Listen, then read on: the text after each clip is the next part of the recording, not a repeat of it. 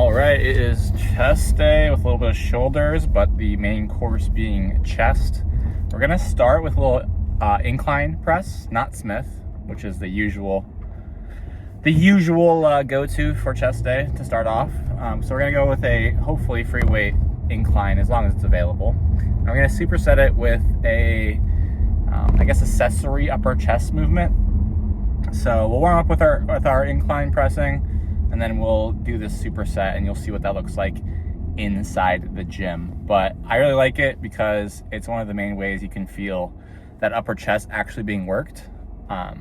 It is mostly being worked in all chest movements in some capacity, but this really helps you build that mind muscle connection, which is important for developing areas that you're lacking in. So that is something I would want to talk about. So if you are feeling like you're lacking in a particular muscle group, you know, whether that be with size or just with symmetry, one thing you can work on that isn't just directly hitting it more often is building your mind muscle connection for that area. So let's take your back, for example, something that a lot of people struggle feeling when they're doing workouts. If you're like thinking that, hey, my back is falling behind, lagging behind, one thing you could do is light squeezing sets. And these don't have to be like to failure. This is more just to build that connection between your mind and the muscle. But light squeezing sets are going to allow you to really think about, you know, your lats being squeezed and pushed down and flexed without, you know, having to be overly fatigued because you're doing a super heavy weight. And that same goes for any muscle group, right? If you feel like your triceps are just not getting hit in quite the right way, you can do lighter squeezing sets, really squeeze out the bottom of the movements and build that mind muscle connection. And then when you go back up in weight and you're really trying to build that muscle, you'll have that connection still and you'll be able to develop that muscle a bit better. So that's a bit of what I want to do with my upper chest. And that's a bit of the point of this superset that we're going to do. But that is pretty much all I want to talk about. I think we're just going to kind of get in there and talk about different things as they come up in the gym. But hope you enjoy it. Let's get in there. Boy. All right, we're gonna start with incline here. We warmed up on our chest press a little bit. We're gonna do 185 for reps. We'll probably stay here for most of the sets.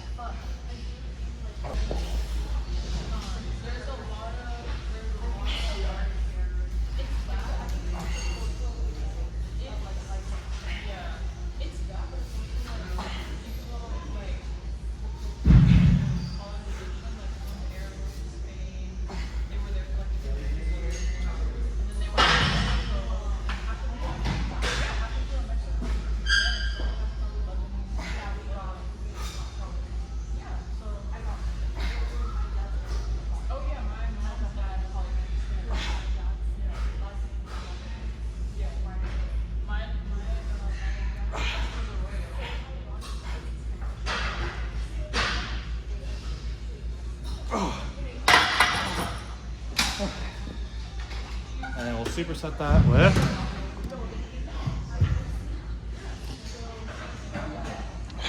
all right, the key here is to be sitting sideways, and you're trying to just push up this direction. Feel it right here. Feel the squeeze right here. So it looks something like this.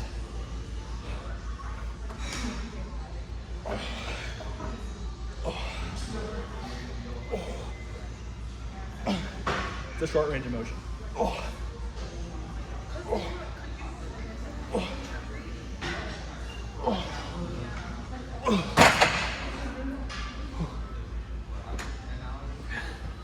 Thanks.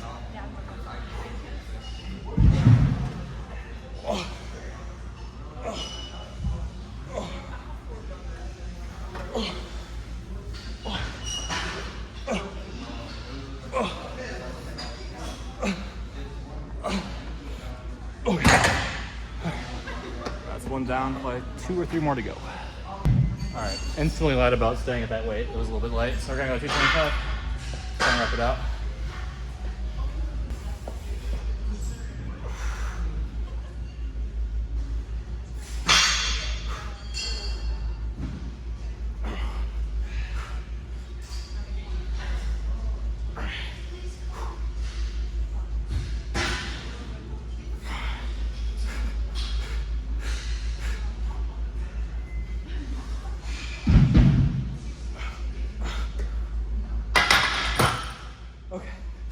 Probably a little heavy. Probably drop down to 205 and stay there. Whew. All right, superset it.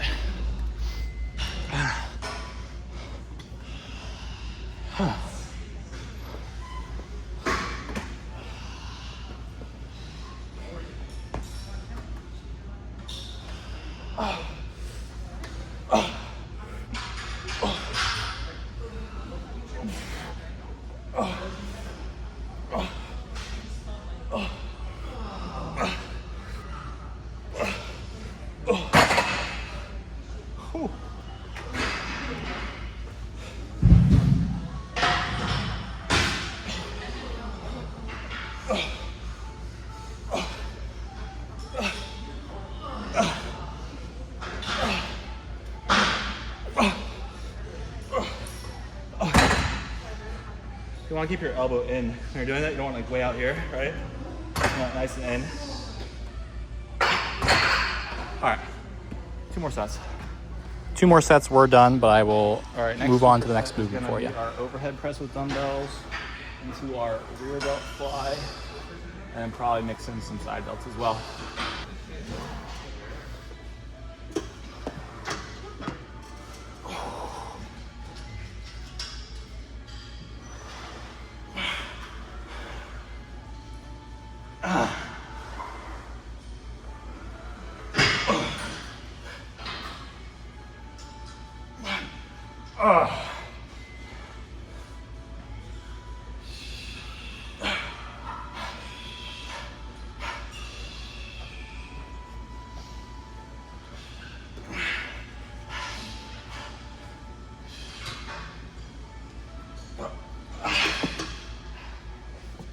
There's something about supersetting shoulders that feels really, really good. By the end of your rear delt movement, your shoulders are totally on fire. And I think supersetting shoulders is a really great way to build a rounded shoulder. So give it a shot, because I think these supersets are what have built my shoulders the most. All right, I'm doing side delts off camera because it's over there by the cables, but basically we're just doing cable side delts, nothing fancy at all. All right, set number 2 here. 80s are feeling a little heavy. We'll do one more set with them. And then drop down to 75s or 70s. Really pump up our shoulders. This is a really great methodology to doing your sets. I always want to start as heavy as possible. And then as I need to, as my rep range dips way below, then I'll go ahead and drop the weight. But you shouldn't start low and then reach your highest weight by your last set. It should be the reverse. Ideally, honestly, you should be doing the same rep range, maybe like 1 or 2 less each set, but still within a good rep range for the weight. So first set like 8 reps, second set like 7 or 6, and your last set should still be like 6-ish reps. But for me, since I'm dieting and I've lost a decent amount of weight at this point, I'm still kind of in that discovery zone where I'm not quite sure what my ideal weight is for all 3 sets is. You can kind of tell just by looking at me do these rear delt flies that my rear delts are significantly underdeveloped compared to my front delt. So that's something I'm going to be working on in the off season. But even in a dieting context, I will still try to correct things that I notice about my physique, right? So that being my rear delts, that being my calves, that being my lats. So all those things are getting hit a little extra hard, even in the dieting context. I did one more set, but I just decided to do it off camera. Same thing. Weighted seated dips and probably a pec deck sort of movement. So I'll start with weighted dips and see if the pec deck opens up. You can probably tell by this point, if you watch any of my videos or even just this video, that I absolutely love supersets. I feel like they're the best intensifiers. And I don't do them all the time, but this is probably my favorite finisher superset for chest, because it pumps up your shoulders a little bit with your front delts getting activated, but also just hammers your chest. So definitely give it a try. It's the weighted dips. I don't superset it here, but sometimes I'll superset this with the pec deck. And yeah, I just really can pump up your chest. So if you're looking for a sick pose down, give this a shot.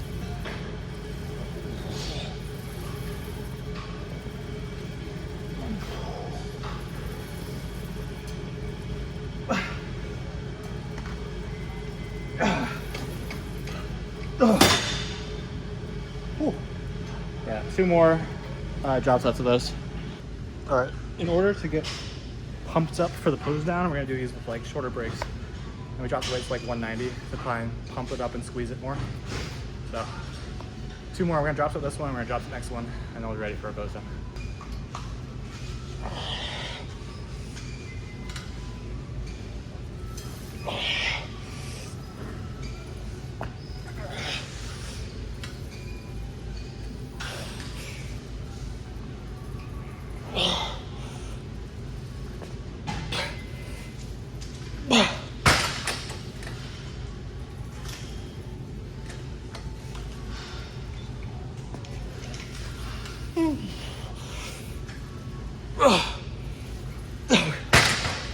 Not enough of a drop set. So when you're doing drop sets, you probably want to get like 4 to 5 reps in there. And that was like 2.5. So that means you probably need to drop a bit more on your drop set, which I will do for next set. All right, last one here. We dropped it down to 175 as our starting, just because I really want to pump up, and then probably drop a bit further for our drop set. It's a good sign at the end of your workout that you have to drop the weight a bunch, because it means your chest is cooked. But we're trying to just really get a lot of blood and glycogen to our chest so we can look at ourselves and be happy. Glycogen in the chest means dopamine in the brain, so. Okay.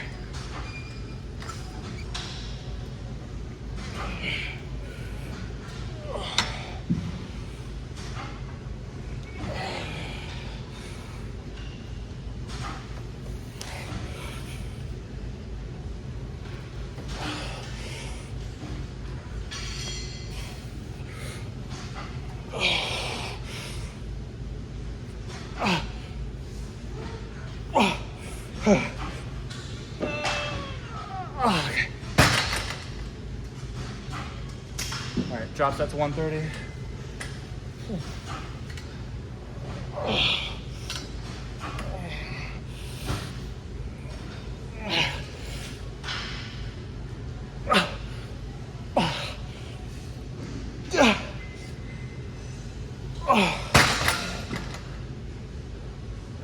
All right, that'll be good.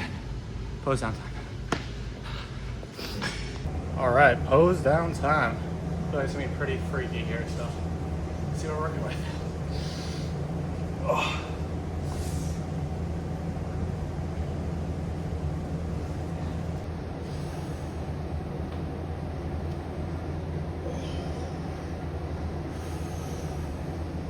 It's gonna be the second way probably in this positioning.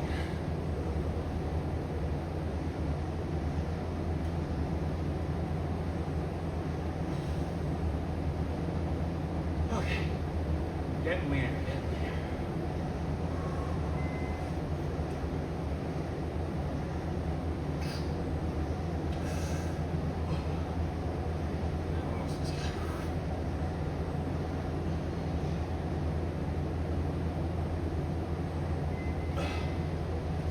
Yeah, I'm happy with how I look, for sure.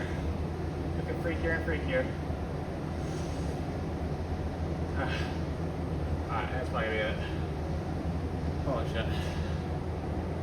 Alrighty, this channel is starting to turn to a freaking freak show. That was literally so freaky. And we have so much more time, so it's gonna get freakier and freakier. So it's gonna have to have a warning label on these videos now. One thing I will say is if you're having days where you're sad and depressed, what's probably missing from your life is a heavy chest day.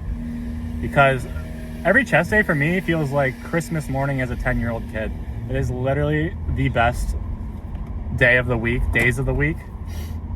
Not to say the other lifts aren't as fun, they're fun. But something about a chest pump with a little bit of shoulder activation, oh my God, it is next level. So that was a really good workout, obviously. I had a great time. I was a bit more carved up than usual. I wouldn't say it was a full refeed. I'm still gonna hit my deficit by a lot, honestly. But I did front load my carbs today and I worked out later in the day. So it just gives you a bit more glycogen in your system for your workout. And that's why I looked a bit crazier today, plus the weight loss. So again, I started at 191 and this morning's weigh-in after cardio was 183, like 183.0. So definitely coming down in weight pretty fast, arguably too fast, but I think it's okay for now. It's It's not to the point where I'm feeling too weak for my workouts or anything like that, because I've been timing my carbs well around my workouts. But we might have to dial it back a bit. Our first refeed will probably be in another 2-ish weeks. That refeed being just hitting our maintenance calories. So right now we're in a 500 calorie deficit by diet, an extra 300 with cardio, so 800 total. So when we do our refeeds, we'll go back to like our 3K-ish maintenance calories. Most of that being just carb increases, right? So we're not touching our protein, we're not touching our fats, we're just increasing our carbs. What that does, it'll replenish all your glycogen and allow you to have stronger workouts for a while. And it's just a good way to, one, mentally reset, because dieting is hard and it sucks, and after a long time you're gonna feel burnt out. So refeed's a good way to mentally reset. And it's a great way to also make sure you don't lose too much lean muscle mass as you're dieting down. So something to think about when we do the refeed. We'll be talking about what we're refeeding with. But yeah, that's pretty much it. Hope you have a good cardio session today and a better workout. And I will see you tomorrow for a arm and back day. All right, bye.